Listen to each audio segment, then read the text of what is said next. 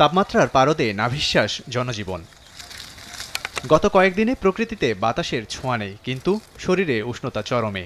দেশজুড়ে বইছে মৃদু থেকে তীব্র তাপপ্রবাহ। পটুয়াখালীর খেপুপাড়ায় দিনের সর্বোচ্চ তাপমাত্রা রেকর্ড করা হয়েছে 40 ডিগ্রি সেলসিয়াস পেরিয়ে খাঁ খাঁ অবস্থা। জেলায় 43 বছরের মধ্যে সর্বোচ্চ তাপমাত্রার রেকর্ড এবার। বৈশ্বিক তাপমাত্রা বৃদ্ধির সঙ্গে গরম বাতাস দক্ষিণাঞ্চলে প্রবেশ করায় খেপুপাড়ায় এমন তাপমাত্রা বলে মনে করছেন আবহাওয়াবিদরা।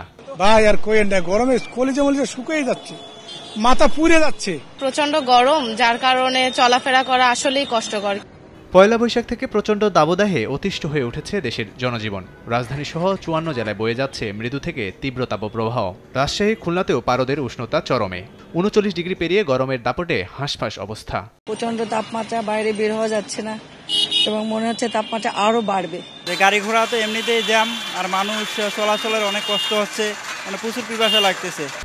1, 2, 3 ঢাকায় জমি জিতে নিন 100% ক্যাশব্যাক সহ 20 কোটি টাকার পুরস্কার। বয়ে যাওয়া তাপদাহে চরম বিপাকে খেটে খাওয়া মানুষ রাস্তায় বের হয়ে কাজ করা কষ্টসাধ্য হয়ে পড়েছে। খালি ভাই আটকেন্দা গরম, স্যান্ডেল ভাই দিছি, ঠেলা গাড়ি চালাই, অতিরিক্ত গরম পড়ে সহ্য করা যাচ্ছে না।